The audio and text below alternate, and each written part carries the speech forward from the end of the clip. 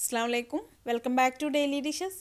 ഇന്ന് ഞാൻ നല്ലൊരു കോളിഫ്ലവർ ഫ്രൈ ആണ് തയ്യാറാക്കുന്നത്. നമ്മൾ സാധാരണ കോളിഫ്ലവർ ഫ്രൈ തയ്യാറാക്കുന്നതിനും കുറച്ച് വ്യത്യാസത്തിൽ നല്ല ടേസ്റ്റുള്ള ഒരു കോളിഫ്ലവർ ഫ്രൈ. അപ്പോൾ നമുക്ക് ഈ കോളിഫ്ലവർ ഫ്രൈ എങ്ങനെയാണ് തയ്യാറാക്കുന്നത് നോക്കാം. അപ്പോൾ ഞാൻ ഫ്രൈ ചെയ്തെടുക്കാൻ വേണ്ടി 1/2 കിലോ കോളിഫ്ലവർ എടുത്തിട്ടുണ്ട്. കോളിഫ്ലവർ നന്നായിട്ടൊന്ന് ക്ലീൻ ആക്കി എടുത്ത ശേഷം ഇതുപോലെ വലിയ പീസായിട്ട് അടർത്തി എടുത്തിട്ടുണ്ട്.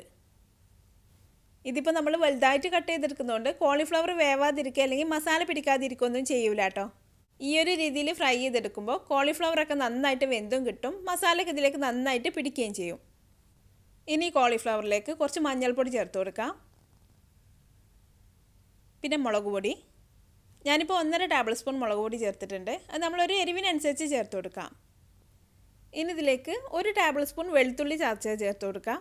പിന്നെ 1/2 ടേബിൾ സ്പൂൺ ഇഞ്ചി ചതച്ചത്, പിന്നെ ഇതിലേക്ക് ആവശ്യത്തിന് വേണ്ട ഉപ്പ്, പിന്നെ ഒരു പകുതി ചെറുനാരങ്ങയുടെ നീര്. ഇനി ഇത് കൈവച്ച് നന്നായിട്ടൊന്ന് മിക്സ് ചെയ്ത് കൊടുത്തിട്ട് ഈ മസാലയൊക്കെ കോളിഫ്ലവറിൻ്റെ എല്ലാ ഭാഗത്തും ഒന്ന് ആക്കി കൊടുക്കാം. ഇതിപ്പോൾ കോളിഫ്ലവർ ആയതുകൊണ്ട് നമ്മൾ സ്പൂൺ വെച്ച് മിക്സ് ചെയ്ത് കൊടുത്തിട്ടുണ്ടെങ്കിൽ മസാല ഒന്നും ഇതിൻ്റെ എല്ലാ ഭാഗത്തും ആയി കിട്ടൂല. അപ്പോൾ ഇതുപോലെ കൈവച്ച് നന്നായിട്ടൊന്ന് മിക്സ് ചെയ്ത് കൊടുക്കാം. ഇപ്പോൾ കോളിഫ്ലവറൊക്കെ നന്നായിട്ട് മസാല പുരട്ടി വെച്ചിട്ടുണ്ട്. ഇനി ഇത് കുറച്ച് സമയം ഒന്ന് വേവിച്ചെടുക്കണം. അപ്പോൾ ഞാനിത് വേവിക്കാനായിട്ട് ഒരു കടായിലേക്ക് മാറ്റുന്നുണ്ട്. ഇനി ഇതിലേക്കൊരു 1/4 കപ്പോളം വെള്ളം ചേർത്ത് കൊടുക്കാം. വെള്ളം ഈ കോളിഫ്ലവറിൻ്റെ മുകളിലൂടെ ഒഴിക്കരുത്, ഈ പാത്രത്തിൻ്റെ സൈഡിലൂടെ ഒഴിച്ചു കൊടുക്കാം. ഇനി ഇതിലേക്ക് 1 ടേബിൾ സ്പൂൺ ഓയിലും കൂടെ ചേർക്കുന്നുണ്ട്. ഓയിൽ നമ്മൾ മസാല ചേർക്കുന്ന സമയത്ത് തന്നെ ചേർത്ത് കൊടുത്താലും മതി. ഇനി ഇതൊരു മീഡിയം ഫ്ലെയിമിൽ വെച്ചിട്ട് ഒരു 5 മിനിറ്റ് നമുക്കിത് മൂടി വെച്ച് വേവിച്ചെടുക്കാം. ഒരു 5 മിനിറ്റ് കൊണ്ട് ഇത് കുക്കായി കിട്ടും. പിന്നെ ഇതിൽ കൂടുതൽ വെള്ളം ഉണ്ടെങ്കിൽ ഹൈ ഫ്ലെയിമിൽ വെച്ചിട്ട് മൂടി തുറന്ന് വെച്ചിട്ടൊന്ന് വറ്റിച്ചെടുക്കാം. കൂടുതൽ വറ്റിച്ചിട്ട് ഡ്രൈ ആക്കി എടുക്കണ്ട കേട്ടോ, കുറച്ചും കൂടെ ഒന്ന് വറ്റി വന്നാൽ നമുക്ക് തീ ഓഫ് ചെയ്യാം. ഇപ്പോൾ വെള്ളമൊക്കെ ഒന്ന് വറ്റി തുടങ്ങിയിട്ടുണ്ട്. ഇനി നമുക്ക് തീ ഓഫ് ചെയ്യാം. ഇനി ഇത് ചൂടാറി വരുമ്പോൾ ബാക്കിയുള്ള വെള്ളം കൂടി വറ്റി വരും. പിന്നെ ഇതിൽ കുറച്ചൊരു നനവ് വേണം നമുക്ക്. അപ്പോൾ നമുക്ക് ഈ കോളിഫ്ലവർ ഒന്ന് ചൂടാറാനായിട്ട് മാറ്റി വെക്കാം. ഇപ്പോൾ കോളിഫ്ലവറൊക്കെ നന്നായിട്ട് ചൂടാറി വന്നിട്ടുണ്ട്. നന്നായിട്ടൊന്ന് ചൂടാറി വന്ന ശേഷം വേണം നമുക്ക് ബാക്കിയുള്ള ഇൻഗ്രീഡിയൻസ് ഒക്കെ ഇതിലേക്ക് ചേർത്ത് കൊടുക്കാൻ. അപ്പോൾ ഇനി ഇതിലേക്ക് ഒരു 2-3 പച്ചമുളക് നല്ല ചെറുതായിട്ട് കട്ട് ചെയ്ത് ചേർത്ത് കൊടുക്കാം. അപ്പോൾ ഈ പച്ചമുളക് ചേർക്കുന്നതിന് മുന്നേ ഈ കോളിഫ്ലവറിൻ്റെ എരിവൊന്ന് നോക്കിയിട്ട് അതിനനുസരിച്ച് പച്ചമുളക് ചേർത്ത് കൊടുക്കാം. ഇനി കുറച്ച് കറിവേപ്പില ചേർക്കാം. പിന്നെ 2 table spoon cornflour, 1 table spoon കടലപ്പൊടി. ഇനി ഇത് നല്ല ക്രിസ്പി ആയിട്ട് കിട്ടണമെങ്കിൽ നമുക്കൊരു സ്നാക്കായിട്ട് എടുക്കാനാണെങ്കിൽ ഈ കടലപ്പൊടിക്ക് പകരം അരിപ്പൊടി ചേർത്ത് കൊടുത്താലും മതി. പിന്നെ ഞാൻ ഇതിലേക്ക് ആവശ്യത്തിന് വേണ്ട ഉപ്പും കൂടെ ചേർത്ത് കൊടുത്തിട്ടുണ്ട്.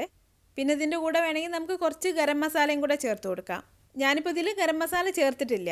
വേണമെങ്കിൽ നമുക്ക് 1-2 നുള്ളി ചേർത്ത് കൊടുക്കാം, കൂടി പോകണ്ട. ഇനി ഇത് നന്നായിട്ടൊന്ന് മിക്സ് ചെയ്ത് കൊടുക്കാം.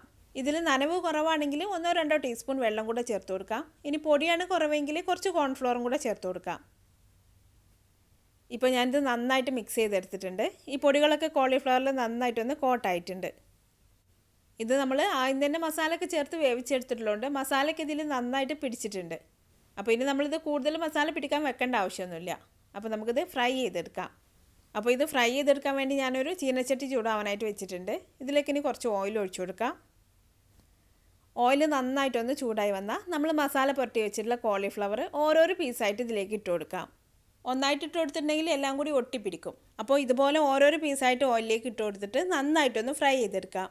പിന്നെ നമ്മളിത് ഹൈ ഫ്ലെയിമിൽ വെച്ചിട്ട് വേണം ഫ്രൈ ചെയ്തെടുക്കാൻ. ഇനി ഇതിൻ്റെ ഉള്ളിലൊന്നും അധികമൊന്നും വെന്ത് വരാനൊന്നും ഇല്ലാത്തതുകൊണ്ട് ഇത് പെട്ടെന്ന് ഫ്രൈ ചെയ്തെടുക്കാം.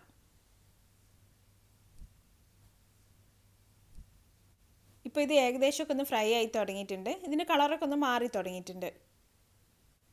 അപ്പോൾ ഈ ഒരു പാകമായതിലേക്ക് കുറച്ച് പച്ചമുളക് കട്ട് ചെയ്തതും പിന്നെ കുറച്ച് കറിവേപ്പിലയും കൂടെ ചേർത്ത് കൊടുക്കാം. ഇനി ഈ കറിവേപ്പിലയും കൂടെ നന്നായിട്ടൊന്ന് മൊരിഞ്ഞ് വന്നാൽ നമുക്കിത് ഓയിലിൽ നിന്ന് മാറ്റി കൊടുക്കാം.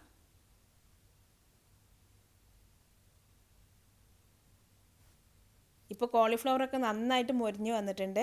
ഇനി നമുക്കിത് ഓയിലിൽ നിന്ന് മാറ്റാം. ഈ കോളിഫ്ലവർ ഫ്രൈ നമുക്ക് ഒരു സൈഡ് ഡിഷ് ആയിട്ടോ അല്ലെങ്കിൽ സ്നാക്കായിട്ടോ സ്റ്റാർട്ടറായിട്ടോ ഒക്കെ എടുക്കാം. നല്ല ടേസ്റ്റാണ് കേട്ടോ. അപ്പോൾ നിങ്ങൾ ഈ രീതിയിലൊന്ന് ഉണ്ടാക്കി നോക്കിയിട്ട് അഭിപ്രായം എന്നെ കമൻറ്റിലൂടെ അറിയിക്കാൻ മറക്കരുത്. പിന്നെ നിങ്ങൾക്ക് എൻ്റെ വീഡിയോ ഇഷ്ടമായാൽ ലൈക്ക് ചെയ്യാനും ഷെയർ ചെയ്യാനും കമൻറ്റ് ചെയ്യാനൊന്നും മറക്കരുത്. പിന്നെ ഇതുപോലെ ഈസി ആയിട്ടുള്ള റെസിപ്പികൾക്കായിട്ട് ഈ ചാനലൊന്ന് സബ്സ്ക്രൈബ് ചെയ്തേക്കണേ. അപ്പോൾ അടുത്ത നല്ലൊരു റെസിപ്പി ആയിട്ട് വീണ്ടും കാണാം. Thanks for watching this video.